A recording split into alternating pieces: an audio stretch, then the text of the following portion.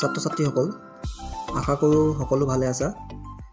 মই তোমালোকক দশম শ্ৰেণীৰ সমাজ বিজ্ঞানৰ অৰ্থনীতি যিটো ভাগ, সেই ভাগটোৰ মুদ্ৰা আৰু বেংক ব্যৱস্থাৰ যিটো চেপ্টাৰ, সেই চেপ্টাৰটোৰ ইয়াৰ আগৰ ভিডিঅ'টোত মই বিনিময় প্ৰথা কি, বিনিময় প্ৰথাৰ বিভিন্ন অসুবিধাবোৰ কি কি আছিল সেই বিষয়ে তোমালোকক বুজাই দিছোঁ। আজি আমি এই ভিডিঅ'টোত মুদ্ৰাৰ ক্ৰমবিকাশৰ বিভিন্ন পৰ্যায়বোৰ কি কি আছিল সেই বিষয়ে আলোচনা কৰিম। গতিকে আহা আমি ভিডিঅ'টো আৰম্ভ কৰোঁ। এতিয়া চোৱা, মুদ্ৰাৰ ক্ৰমবিকাশৰ সংক্ষিপ্ত বিৱৰণ। কিতাপত ইয়াত হেডিংটো মুদ্ৰাৰ ক্ৰমবিকাশৰ সংক্ষিপ্ত বিৱৰণ, যে মুদ্ৰা আজি আমি যিটো মুদ্ৰা ব্যৱহাৰ কৰি আছোঁ, আজি আমি কাগজী মুদ্ৰাই হওক বা ধাতুগত মুদ্ৰাই হওক, ধাতু মুদ্ৰা মানে আমি যিটো 5 টকীয়া কইন বা 2 টকীয়া বা 1 টকীয়া কইন যিটো ব্যৱহাৰ কৰি আছোঁ, সেইটো কিধৰণেনো আজিৰ পৰ্যায় পাইছেহি, কিধৰণে এইটোৱে আজিৰ ৰূপ ল'বলৈ পাইছেহি, সেই বিষয়ে আজি আমি আলোচনা কৰিম। যে মুদ্ৰা ক্ৰমবিকাশৰ তোমালোকে পৰ্যায় 5টা পাবা। তোমালোকক 5টা পৰ্যায় ইয়াত দিয়া আছে। তোমালোকে দেখিবলৈ পাইছা যে কি কি 5টা পৰ্যায়, সেইকেইটা হৈছে ইয়াত চোৱা। 1 নম্বৰতে দিয়া আছে তোমালোকক বিনিময় প্ৰথা, 2 নম্বৰতে দিয়া হৈছে জন্তুৰ মান, 3 নম্বৰতে অমুদ্ৰিত ধাতু মান বা 4 নম্বৰতে ধাতু মুদ্ৰা, আৰু একেবাৰে শেষত তোমালোকক দিয়া হৈছে কাগজী মুদ্ৰা। ঠিক আছে, এই 5টা মুদ্ৰা ক্ৰমবিকাশৰ বিভিন্ন পৰ্যায়। প্ৰথম অৱস্থাত তোমালোকক বিনিময় প্ৰথাটো দিয়া হৈছিলে। বিনিময় প্ৰথা মই তোমালোকক ইতিমধ্যে বুজাইছোঁ যে বিনিময় প্ৰথা কি। জন্তু সামগ্ৰীৰ বিপৰীতে সামগ্ৰী প্ৰত্যক্ষ বিনিময় হৈছিলে বিনিময় প্ৰথা। বিনিময় প্ৰথা আৰু বিনিময় প্ৰথাৰ বিভিন্ন অসুবিধাবোৰ কি কি আছিল সেই বিষয়ে মই তোমালোকক ইতিমধ্যে ইয়াৰ আগৰ ভিডিঅ'টোত কৈছোঁ। আজি আমি জন্তুৰ মান কি বা জন্তু অমুদ্ৰিত ধাতু মুদ্ৰা কি বা ধাতু মুদ্ৰা, অমুদ্ৰিত ধাতু মান, এইবিলাকৰ বিষয়ে আমি অধ্যয়ন কৰিম। আৰু এইখিনিতে মই তোমালোকক আৰু এটা কথা কওঁ, তোমালোকক ইয়াত মুদ্ৰা ক্ৰমবিকাশৰ 5টা পৰ্যায় দিয়া হৈছে: বিনিময় প্ৰথা, জন্তু মান, অমুদ্ৰিত ধাতু মান, ধাতু মুদ্ৰা আৰু কাগজী মুদ্ৰা। কিন্তু ইয়াৰ লগতে তোমালোকে 6 নম্বৰেও এটা পৰ্যায় আছে যে আজিকালি চেক মুদ্ৰা, চেকখনকো মানুহে মুদ্ৰা হিচাপে ব্যৱহাৰ কৰে। এইটো বেলেগ কথা যে চেকখন সকলো মানুহেই গ্ৰহণ কৰা বা নকৰাটো এইটো এটা বেলেগ কথা। আচলতে চেকখন তাৰমানে কোনো বিহিত মুদ্ৰা নহয়, মানে চেকখন গ্ৰহণ নকৰিলেও আমি এজন ব্যক্তিৰ বিৰুদ্ধে গোচৰ তৰিব নোৱাৰোঁ বা আইনগত কোনো ব্যৱস্থা ল'ব নোৱাৰোঁ। বাৰু সেইখিনি কথা আমি পিছলৈ আলোচনা কৰিম। এতিয়া প্ৰথম অৱস্থাত আমি জন্তুৰ মান কি সেই বিষয়ে আজি পঢ়োঁ। যে জন্তুৰ মানত তোমালোকে দেখিবলৈ পাইছা, হয়, তোমালোকে ভিডিঅ'ত দেখিবলৈ পাইছা যে জন্তুৰ মান স্তৰত জন্তু বিনিময় মাধ্যম হিচাপে ব্যৱহাৰ কৰা হৈছিল, বিশেষকৈ ছাগলী। জন্তুৰ মান স্তৰত কি কৈছিলে, জন্তুসমূহো বিনিময় মাধ্যম হিচাপে ব্যৱহাৰ কৰিছিলে, আৰু বিশেষকৈ ছাগলীটোক বিনিময় মাধ্যম হিচাপে মানুহে ব্যৱহাৰ কৰিছিলে। আৰু সেইকাৰণে এই সময়ছোৱাক ছাগলী মান ব্যৱস্থা বুলিও কোৱা হৈছিলে। ছাগলী মান ব্যৱস্থা বুলিও কোৱা হৈছিলে, যিহেতু ছাগলীটো মানুহৰ প্ৰধান বিনিময় মাধ্যম আছিল। এতিয়া জন্তু মান ব্যৱস্থাটো আঁতৰি যোৱাৰ মূল কাৰণবোৰ কি কি? জন্তু মান ব্যৱস্থা যেনেকৈ বিনিময় প্ৰথাৰ বিভিন্ন অসুবিধা আছিল, তেনেকৈ জন্তু মান ব্যৱস্থাটো অসুবিধা আছিল। সেই অসুবিধাবোৰ কি কি? প্ৰথম অসুবিধাটো হৈছে যে ছাগলীবোৰ পূৰ্ণ সাদৃশ্যযুক্ত নহয়, ৰং আৰু আকাৰ বেলেগ বেলেগ হোৱাৰ বাবে প্ৰশ্ন উঠিছিল। প্ৰথম অসুবিধাটো হৈছিলে যে ছাগলীবোৰ পূৰ্ণ সাদৃশ্যযুক্ত নহয়। কোনোবা এটা ধৰি লোৱা অকণমান ওখ হ'ব, কোনোবা এটা সৰু হ'ব, কোনোবা এটা ধৰি লোৱা স্বাস্থ্যৱান হ'ব, কোনোবা এটা একেবাৰে নিশকতীয়া হ'ব। তেনেকুৱা ধৰণৰ হোৱাৰ বাবে এই ছাগলীসমূহ বিনিময় কৰাত অসুবিধা হৈছিল। ঠিক আছে, কোনোবা এজনৰ যদি ছাগলীটো দেখিবলৈ বৰ মৰম লগা হয় বা ধুনীয়া হয়, আন এজনৰ যদি নিশকতীয়া ছাগলী এটা যদি আনে, তেতিয়াহ'লে তেওঁলোকৰ মাজত বিনিময়টো হোৱা নাছিল। হ'ব, ঠিক তেনেকৈ যেনেকৈ আজিকালি ধৰি লওক আমি কোনোবা এজনে কাগজী মুদ্ৰা ধুনীয়া নতুন কাগজৰ নোট এখন দিলে, কোনোবা এজনে যদি ফটাখন যদি আমি ল'বলৈ মন কৰোঁ জানো, নকৰোঁ। ঠিক তেনেকৈ ছাগলী মুদ্ৰা ব্যৱস্থাটো প্ৰথম অসুবিধাটো সেইটোৱে হৈছিল। 2 নম্বৰতে চোৱা, কোনোবাই যদি ছাগলীসমূহ পচন্দ অপচন্দ প্ৰশ্ন উঠিছিল। কোনোবাই যদি পখৰাটো পচন্দ কৰিছিল, পখৰাটো অপচন্দ কৰিছিল, আন এজনে হয়তো ক'লাটো পচন্দ কৰিছিল। ঠিক তেনেকৈ সেইটোৱে কথাই যে ছাগলীসমূহ পচন্দ অপচন্দ প্ৰশ্ন উঠিছিল। এইটো 1 নম্বৰ তোমালোকৰ অসুবিধাটো আছিলে জন্তু মান ব্যৱস্থাৰ। 2 নম্বৰ অসুবিধাটো যে মহামাৰীত ছাগলীৰ সংখ্যা হ্ৰাস হোৱাৰ লগে লগে মুদ্ৰাৰ পৰিমাণো কমি যাব, অৰ্থনীতিত মুদ্ৰা সংকটে দেখা দিব। যে ছাগলীসমূহ যিহেতু মহামাৰী, বানপানী হ'লে বা খৰাং হ'লে তেনেকুৱা সময়ত জীৱ জন্তুবিলাকৰ মৃত্যু হয়, আৰু তাৰ লগে লগে কি হয়, মুদ্ৰা সংকটে দেখা দিব। যিহেতু ছাগলীটো মুদ্ৰা হিচাপে ব্যৱহাৰ কৰিছিলে, গতিকে মহামাৰীত যদি ছাগলীসমূহৰ মৃত্যু হয়, তেতিয়াহ'লে অৰ্থনীতিত সংকটে দেখা দিব, সেই কথাটো কৈছে। তৃতীয়তে যে ছাগলী বা জন্তু এটা ভাগ কৰি বা বিনিময় কৰিব নোৱাৰি। এইটো জন্তুমান ব্যৱস্থাটো যিটো বিনিময় প্ৰথা ব্যৱস্থাত বিভাজনৰ অসুবিধা, যিটো অসুবিধা আছিল বিভাজনৰ অসুবিধা বা অবিভাজনীয়তা, সেই অসুবিধাটো জন্তুমান ব্যৱস্থাটো আছিলে যে ছাগলীসমূহ ভাগ কৰি পেলাই বিনিময় কৰিব নোৱাৰি। হ'ব, এইটো আছিলে জন্তুৰ মান ব্যৱস্থা। 2 নম্বৰতে চোৱা অমুদ্ৰিত ধাতুৰ মান।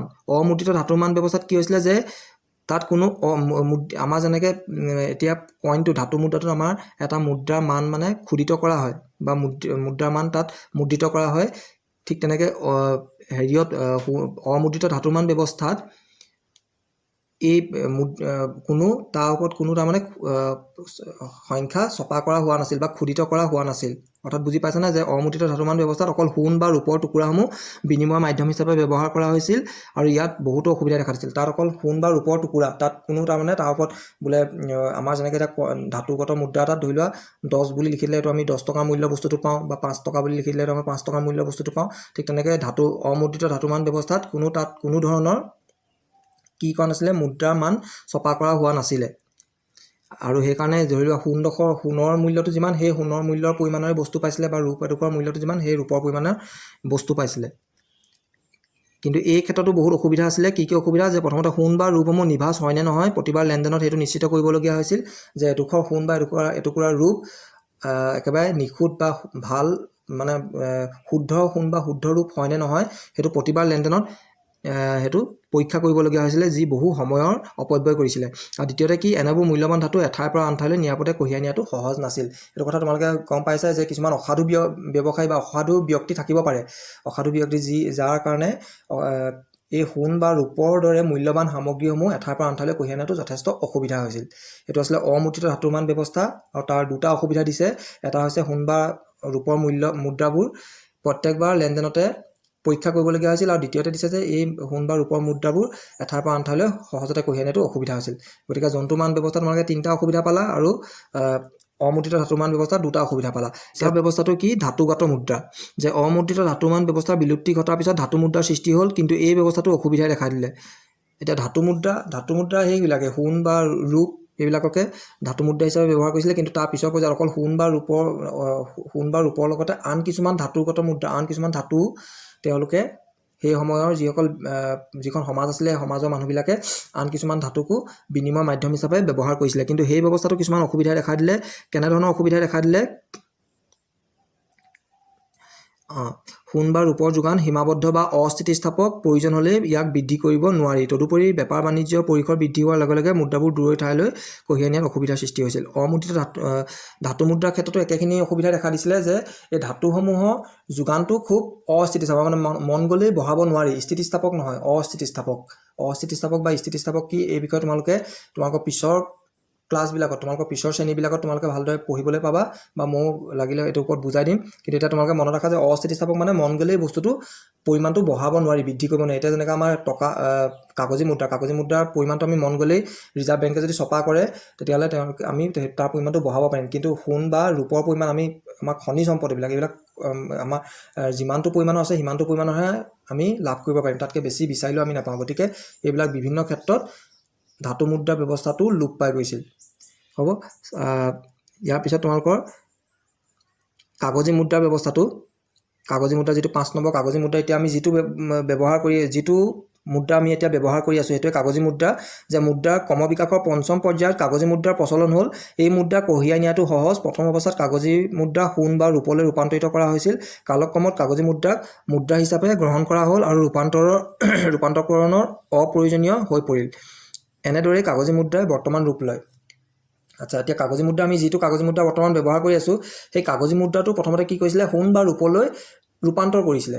তাৰমানে ধৰি লোৱা 40,000 টকাৰ যদি আমি 40,000 টকা যদি আমি বিনিময় কৰিব বিচাৰোঁ, আমি প্ৰথমতে টকা 40,000 দি ল'ব লাগিব। তাৰ টকা 40,000 বিনিময় আমি 40,000 টকাৰ পৰিমাণৰ ৰূপৰ টুকুৰা পাম, বা সোণৰ টুকুৰা আমাক দিব, সোণ দিব আমাক 40,000 টকাৰ বিনিময়ত। সেই সোণডোখৰ লৈ গৈহে মানুহে বিনিময় কৰিব পৰা হৈছিলে। কিন্তু ইয়াৰ পিছৰ পৰ্যায়ত এই যিটো স্থানান্তৰ, কাগজী মুদ্ৰাৰ যিটো ৰূপান্তৰ, সোণলৈ বা ৰূপলৈ যিটো ৰূপান্তৰ, সেই ৰূপান্তৰ অপ্ৰয়োজনীয় হৈ পৰিল। আৰু সেইকাৰণে মানুহে কি কৰিবলৈ পাৰিলে, যে কাগজী মুদ্ৰাকে ডাইৰেক্ট তেওঁলোকে মানে প্ৰত্যক্ষভাৱে কাগজী মুদ্ৰাকে বিনিময় মাধ্যম হিচাপে তেওঁলোকে নিৰ্বাচন কৰিলে। গতিকে এইকেইটাই আছিল আমাৰ মুদ্ৰা ক্ৰমবিকাশৰ বিভিন্ন পৰ্যায়। আৰু ইয়াৰ ভিতৰত একেবাৰে শেষত তোমালোকক দিছে যে চেক মুদ্ৰাৰ কথাও দিছে, যে বৰ্তমান উন্নত আৰু উন্নয়নশীল সকলো দেশতে চেক মুদ্ৰাৰ প্ৰচলন বৃদ্ধি হৈ আহিব ধৰিছে। যদিও বেংকসমূহে গ্ৰাহকক দিয়া চেক আইনী মুদ্ৰা নহয়, মই তোমালোকক যিটো ক'লোঁ যে আইনী মুদ্ৰা নহয়, চেক এখন গ্ৰহণ নকৰিলেও আমি মানুহজনৰ প্ৰতি গোচৰ তৰিব নোৱাৰোঁ, বা মানুহজনৰ এগেইনষ্টত আমি কোনো আইনী ব্যৱস্থা ল'ব নোৱাৰোঁ, কিন্তু তথাপিও চেকৰ জৰিয়তে বস্তু বেচা কিনা কৰা হয়। আচ্ছা, এতিয়া যিটো আমাৰ ব্যৱস্থা, যিটো আমাৰ মানুহে এতিয়া আজিকালি আমাৰ যিখন অৰ্থনীতি তাত বেহা বেপাৰৰ বা ব্যৱসায় বাণিজ্যটো খুব বিস্তৃতভাৱে বাঢ়িবলৈ ধৰিছে, আৰু সেই গতিকে সকলো সময়তে টকা পইচা লৈ পেলাই লেনদেন কৰাটো সম্ভৱ নহয়, আৰু সেইকাৰণে চেকৰ মাধ্যমেৰে লেনদেন কৰিবলৈ মানুহে বিচাৰিছে। কিন্তু এই ক্ষেত্ৰত কি হয়, কিছুমান অসাধু ব্যৱসায়ীয়ে চেক কেতিয়াবা তেওঁলোকৰ বেংকত একাউণ্টত পইচা নাথাকিলেও চেক এখন দি দিয়ে, আৰু সেইকাৰণে কিছুমান মানুহে চেকখন গ্ৰহণ কৰিব নিবিচাৰে, আৰু যাৰ কাৰণে আমি কোনোবা এজন ব্যক্তিয়ে চেকখন গ্ৰহণ কৰিব নিবিচাৰিলেও তেওঁৰ বিৰুদ্ধে কোনো আইনী ব্যৱস্থা ল'ব নোৱাৰোঁ। কিন্তু আজি আমি যিটো কাগজী মুদ্ৰা ব্যৱহাৰ কৰি আছোঁ, সেইটো যদি কোনোবা গ্ৰহণ কৰিবলৈ অমান্তি যদি হয়, তেতিয়াহ'লে আমি তেওঁৰ বিৰুদ্ধে কি কৰিম, আইনী ব্যৱস্থা ল'ব পাৰিম। হ'ব, গতিকে এইকেইটাই আছিলে, এই 5টা আছিলে মুদ্ৰা ক্ৰমবিকাশৰ বিভিন্ন পৰ্যায়। প্ৰথমটো আছিলে বিনিময় প্ৰথাৰ অসুবিধাবোৰ তোমালোকে কি আছিলে গম পালা। 2 নম্বৰত আছিলে জন্তুমান ব্যৱস্থা, তাৰ 3টা অসুবিধা তোমালোকৰ কি আছিলে মই ক'লোঁ ইতিমধ্যে। তাৰপিছত আছিলে অমুদ্ৰিত ধাতুৰ মান, শেষত আছিলে ধাতু মুদ্ৰা, আৰু একেবাৰে আমি এতিয়া বৰ্তমান যিটো পৰ্যায়ত আছোঁ, যিটো পৰ্যায়ত আছে আমাৰ বিনিময় প্ৰথাৰ ব্যৱস্থাটো, সেইটো হৈছে কাগজী মুদ্ৰা। গতিকে কাগজী মুদ্ৰাৰ জৰিয়তে আমি সকলো ধৰণৰ ব্যৱসায় সম্পাদন কৰিব পাৰোঁ, আৰু ইয়াৰ জৰিয়তে ব্যৱসায় কৰাটো যথেষ্ট সহজ। কিন্তু আজিকালিতো কেছলেছ ট্ৰেনজেকশ্যনে ওলাইছে, আজিকালি আৰু সহজ কৰিছে, কাৰ্ডৰ জৰিয়তে আমি নগদবিহীন লেনদেন আমি কৰিব পাৰোঁ, যিটো আমাৰ বাবে আৰু সুবিধাজনক। বাৰু যি কি নহওক, এতিয়া এই ভিডিঅ'টোত আজি তোমালোকৰ মুদ্ৰা ক্ৰমবিকাশৰ বিভিন্ন পৰ্যায়সমূহৰ বিষয়ে মই এক চমু আভাস দিলোঁ। আশা ৰাখিছোঁ ভিডিঅ'টো সকলোৱে বুজি পাইছা বুলি, আৰু যদি ভাল পোৱা তেতিয়াহ'লে ভিডিঅ'টো তোমালোকে লাইক কৰিবা, কমেণ্ট কৰিবা, কিবা অসুবিধা থাকিলেও কমেণ্ট ছেকশ্যনত তোমালোকে জনাবা, আৰু ভিডিঅ'টো শ্বেয়াৰ কৰিবলৈ নাপাহৰিবা। Thank U.